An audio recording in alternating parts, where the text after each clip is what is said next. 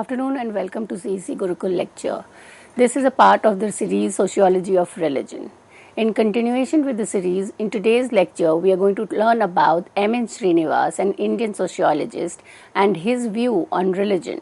Now this lecture is kind of a different from the earlier series in this series. Why? Because we have till now been talking of basically sociologists from the Western countries who are so-called founders of sociology like Weber, Durkheim, Marx. In today's lecture, we are going to see how Srinivas, an Indian sociologist, tried to bring about a new way of understanding society in India. And that is where his contribution to religion becomes significant. In religion specifically, he studied the idiom of the Kurg's religion. So we will discuss with the help of a case study how Srinivas trying to bring about a relation between religion and social structure. To keep in mind, Srinivas was influenced by Durkheim's approach to religion, and that was functionalist approach. So we will begin with understanding his approach, his methods, and then try to understand the relation that he builds between religion and social structure. So basically when we start being kind of influenced by Rattle Brown, the understanding of social structure becomes important, and structure and culture are kind of related to each other. So what was Srinivas occupied was to understand how structure kind of gets re-established, or the network of people of relation is established in terms of the cultural element. And here religion is being the cultural element, and structure he will be referring to village, family and the clan system. So he is basically trying to understand not the fact that structures are dynamic, they are not fixed, it continues changing, and people who occupy certain position in the structure contributes towards this change and shift. So his understanding of social structure, which we will see in the course of the lecture, is focused around the main three structures of Indian society, which is the caste system, the village and family. Now what is very important to keep in mind is that Srinivas will not carry on the understanding of caste as it was given to us by the Orientalist thinkers, but he will kind of bring about his own perspective. And most of the time if we see the colonial understanding or the Orientalist understanding of this Indian society was to portray it as a closed, as a static society where no change was kind of taking place. So caste system was described as a closed system of stratification compared to the class, which was described as an open system. The village was considered to be a self-sufficient, so most of the scholars from the Western context saw the village as a self-sufficient unit. Srinivas, by studying the Rampura village, tries to show that it has always been an interaction between the village and the other society at the level of economy, at the level of politics, and at the level of cultural life. And even the whole idea of the family as being joint, as being self-sufficient, are prepositions which has been given to us have been questioned by Srinivas. So he is going to study the ritual idiom of the Kurg for understanding Indian society. And why kind of study the ritual idiom? Because again, in order to understand the relation between the structure and the culture, you have to go through the everyday life, everyday practice. And to understand Indian social structure, religion, because the rituals which are part of everyday life becomes very important. So as a functionalist, that is, he would try to look into the functional aspect of religion.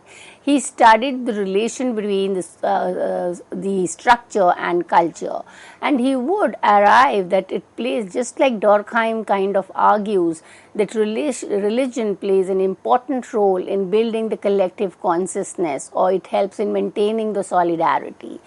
Keeping that in mind, even Srinivas will try through his ethnographic study of the Kurg society argue that it helps in maintaining the solidarity in at the level of caste, at the level of village and at the level of family. So he was basically challenging the prevalent concept of Indian caste system, because if we look into most of the discourses on caste, which it described it as a kind of a portrayal of the Indian society in terms of stratification, in terms of being a closed system. But he will kind of reject this and brings us the concept of Sanskritization, which helps to show that there is mobility within the caste system. Now, caste system is kind of important to understand the religious aspect, because caste is considered to be determined on certain religious context. Therefore, it is important to understand the relation between the two. Now, when he's looking into the functional approach, that is, he's trying to understand the functions that religion plays in the society, he questions the notion of caste as static and unchanging and omnipresence of social change. So, his larger paradigm of understanding Indian society is basically the notion of social change. Now, at the time that Srinivas was writing, social change was the mode of understanding society. So, here it is where he will say that if there is so much of change, there is industrialization and urbanization, how do we then look at an institution as static and unchanging? And according to him, we cannot isolate religious belief completely from our lives. So you cannot segregate religion from caste system and then try to understand the two as completely separate. They're completely enmeshed and influences each other. And when we talk about religious, that's why it is important to understand is that even the approaches, the sociological approach to religion focuses on the fact that religion is a way of life. It is a focus on norms, values. So it is a part of your everyday interaction. So it cannot be kind of excluded and kind of considered as separate from the social structure. As is an Indian sociologist and trying to kind of come in at a time when there was already a body of knowledge around caste, family and village, Srinivas had to coin a number of terms. He, in his study, was able to give us new concepts like dominant caste. The dominant caste was not necessarily a caste in the ritual hierarchy. It was a caste which acquired a significant position in the upper rank of the hierarchy on the basis of number, on the basis of economic and political power. So this was showing that it is not necessarily that the hierarchy is always ritualist, that is the Brahmin, Kshatriyas and Shudra is a religious classification. So there are possibility where the caste which are the lower are able to occupy a dominant position, and therefore the concept dominant caste. Similarly, the concept of Sanskritization, which is a kind of a term which focuses on the dynamics of change in a caste system. That caste is not static. There is a possibility of upper mobility. And Sanskritization, the term means that the lower caste are able to Sanskritize their norms and values. So you can adopt the lifestyle, the values, the cultural life of the upper caste and therefore become change the position in the hierarchy. Westernization was the influence of the Western cultural norms on the Indian lifestyle, and Sanskritization and Westernization were kind of going parallelly. Another very important term is secularization, because this was also coming in term from the periods where we see the emergence of discipline as sociology placed in the context of the Reformation with the separation of the church and the state. This entire concept of becoming secular in the sense of religion becoming insignificant and it become kind of relegated to the private sphere. It becomes a very important concept, therefore, to understand the nature of social change. And when we look into the concepts introduced, there is another concept which is very relevant when we look into his methodology. Now, Srinivas was one of the founding sociologists in India to have introduced the concept of participant observation, and he would kind of give too much of emphasis on field-based study. and it is here that we have that he made a distinction between the field view and the book view. Now, as the concept says book view, it defines the understanding of the society based on the reading of certain text. So how was a caste system understood by a number of Western scholars? It was through reading literature text, religious texts like the epics, the Mahabharata, the Ramayans, and from there it could kind of come at an understanding. Most of these texts were written in Sanskrit, and therefore it was either translated or it was interpreted accordingly. So this is a book view. In a kind of contrast to the book view, Srinivas proposed the concept of field view. A field view is the understanding of the society based on the observation from the field.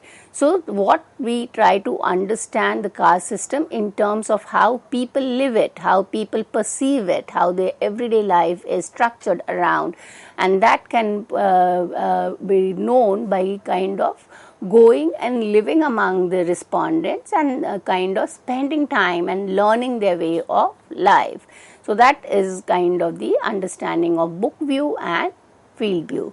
Now, what is the difference is that when we look into the book view, and basically because we are talking about religion, we look into the understanding of Hinduism, and if it's a book view, it is basically based on historical and religious text, and it need not necessarily represent reality, because one of the way in which people critique book view is that the book view is interpretation of the literary text. Now, who had access to literary text? It was only the upper caste. They were the ones who were writing, they were the ones who were interpreting this text. So it was basically the view of the upper side. So it was a top view, and that is why there was kind of a misrepresentation of data.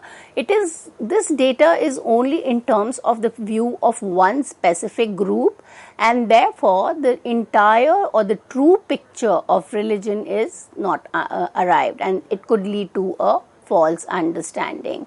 Now, many a time what is written in these religious texts are based on ideals, or they are the kind of certain ideas which a society was conceived to follow. But in practice, there could be a lot of deviance. There could be many people who do not follow that viewpoint. So the book view is basically a representation of idealism. Whereas when we go to the field and study reality, then it is giving you the true picture of actually what is happening. So there is this field view versus book view could be a realism versus idealism, and that makes a lot of difference in terms of understanding social structure.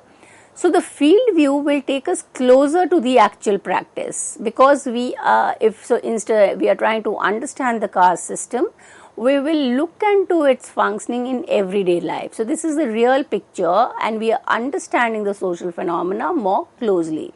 Field view, in his work of the Kurg Society, he described how religious practices and norms make people more engaged with societal norms. So it could be kind of a prescribed text of a particular group or a particular individual, which then becomes kind of a legitimate for others to follow. And if there is a less amount of critique or questioning, then it becomes a kind of accepted practice. So the field view prevents from doing it. Then if you're going into the field and questioning people, understanding, then the conflict or challenges would also be captured. Now we come to the core argument of Srinivas' understanding, and that is this relation between religion and social structure. So as I have already said, when he is trying to understand religion, it's not only in terms of dogmas or ideals, but in terms of the way in which it is practiced at the level of the structure. Now it could be practiced at the level at the three different level, because now this three level is in terms of the group formation. So we have the caste, we have the Oka and the village. If we go in terms of the size, the Oka is the patrilineal clan, which is at the level of the family. So it's a smaller group. Now, a number of Oka together would form a caste, and a number of castes staying together in a particular village. So you have the practice or religious rituals being practiced at the level of family or the Oka, the caste, and the village. And here, as he is kind of influenced by Durkheim, he will keep in mind the dichotomy between sacred and profane. So, to recall, sacred according to Durkheim is everything which has a meaning. It depends on the meaning that you attach to it. It is something which is given a specific importance or something which is at a higher hierarchy, placed at a higher rank. Whereas something which is meaningful in life, which is profane, is everyday, mundane, something which doesn't have much significance or importance. Now, when we look into the sacred and profane, what brings it very close to the understanding of caste system is the concept of pollution and purity. So, purity, the concept purity is very close to sacred. So, what is pure is sacred, and what is defiling or what is mundane, dirty is something which is polluting. So, it falls into the category of profane. Now, when he discusses Hinduism as a pan-India level, he also makes sense of the caste system, the norms or the codes of pollution and purity at a practice at a pan-Indian level. That is, there is some amount of the codes or norms followed at every level. Though it is a relative concept, it could be varying from one group to the other. So, when we say that pollution purity is a relative concept, implies that when the Brahmins are pure compared to the Kshatriyas becomes impure, kind of purer compared to the Vaishyas. So, there is a relativity depending on the position in the social structure. Purity and pollutions are kind of not only restricted to religious realm, but also gendered relation. And if we see around, it also helps us to understand the position of women in society, where women are considered to be impure, the women are considered to be inferior, men are considered to be pure. And if we have from gender the whole idea of nature versus culture, men are assumed to be closer to the culture, men and women are closer to nature. So these dichotomies have been very significant in the Western understanding of society. But in the Indian context, when we talk about pollution and impurity, gender relations becomes, and we'll see there are a lot of norms, there are a lot of everyday norms and practices where we will see that it would be given more purer or a more sacred position to men compared to women. Then there is kind of, when we look into the question of purity and pollution, and we know that the lower caste are considered to be polluting or defiling, we even see in the gender relations. So, the entire way in which caste structure is kind of related, that there is the pure caste has to be separated from the impure, there has to be a distance maintained between the two, no commensality. Commensality means eating together. So, members of lower caste cannot eat food together with the upper caste. Then there is no marriage between upper caste and lower caste, and these are kind of all considered as acts that will spread impurity. So, if a woman from a lower caste marries a man of a higher caste, her impurity kind gets transferred. So, there are certain norms of hypogamy based on the notions of purity and purity. So, when we look into the concept of sacred and profane, now Srinivas kind of differs a little from Durkheim, and he brings in the concept of sacred and non-sacred. He is not using the concept profane, he brings in non-sacred. Now, it says, just like Durkheim says that the entire world can be divided into the two realms, the sacred and the profane. Similarly, Srinivas says that the entire world is between the opposition between the sacred and the non-sacred. Now, what is sacred could be good sacredness and bad sacredness. Now, good sacredness includes all form of ritually desirable state. So, it is very close to Durkheim concept of sacred. there, which is kind of can be converted to a very simple language. Good sacredness means auspicious and purity. So the entire act of rituals are centered around the opposition between the sacred and the non-sacred. So the auspicious and the pure has to be separated from the inauspicious and impure. So the bad sacredness is basically something which can be transferred to the level of caste system as polluting. So the lower caste are considered as having bad sacredness because they have the element of polluting. So undesirable or state of inauspicious and impurity. Now when he talks about everyday life and the ritual idioms of the Kurg, he gives us a lot of examples of bad sacredness and their kind of degree of impurity, and these are from everyday life, mundane activities which he gives an example. That is when there is a kind of a childbirth, it results in some, and there is a degree, he calls it as a degree of ritual impurity. Ranks them in terms of how much of polluting it can cause. There are certain which are of a low degree, some impurity are of higher degree. So depending on the degree of the impurity, the norms are made. So if there is kind of a norm that there are certain kind of impurity caused at the death of a person or at the birth of a person, there is a period mentioned during which the entire clan or the oka is in a state of impurity. So during those days, the normal everyday life is suspended. So the sacred is suspended because it's mundane everyday life, and more significance is given to purifying that. So now if he uses a lot of term for pollution. Pollution is the act of decreasing the good sacredness. So he uses these terms from the regional language, decay or death pollution, because even in Hinduism it is believed that death causes pollution, and there are a lot of rituals which are done in order to retain back or reverse back the situation of impurity to and he will be talking about these concepts of Madi and Pole, which he uses for purity and impurity, and then again the act of bringing the impure back to purity. So pollution purity helps us to understand the social structure of Indian society, and this is kind of considered as one of the important contribution of Durkheim, because this concept of pollution and purity came in from the Western scholar to understand the caste system, whereby it was kind of looked at from a negative side. A lot of kind of system was kind of criticized. Now when we look into the Srinivas, then we also try to understand that it is not only kind of talking about who are getting polluted or why they are causing, but it is helping us to understand how the notion of pollution and purity kind of regulates the beliefs and actions around the people, and these beliefs and actions helps us kind of give a systematic pattern structure to our everyday life. So there are certain codes, there are certain ways of life which is considered to be polluting, and once it has happened, there are certain ways, rituals which are done to purify it.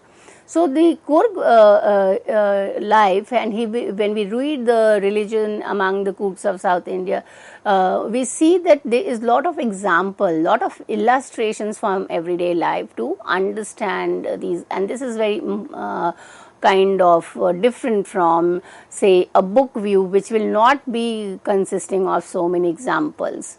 So the concept of ritual purity and impurity are intimately related to the permanent features of social structure.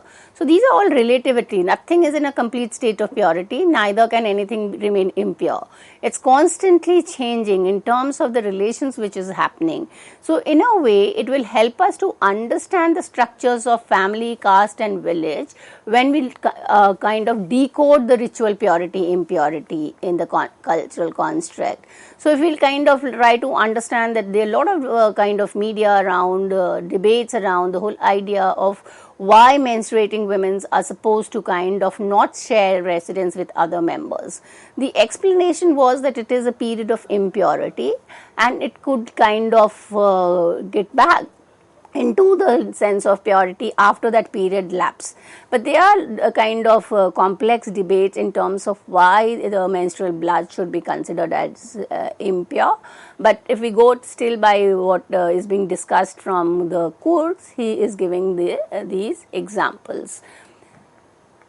So, a lot of materials are supposed to kind of pass impurity. So, bodily emission, sexual relations, call of nature.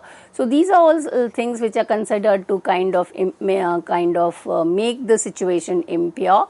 And a lot of materials like nail, hair, and we see in Hinduism a lot of belief system around nails and cutting off hair. So, which is kind of restrictions at a certain point of time. Religion and social structure, we see that though following a Durkheimian pattern, he has given us a field view understanding of how we understand religion as regulating everyday life, or kind of helping us to understand religion structures the Indian society. With this, I come to an end of today's lecture. Thank you.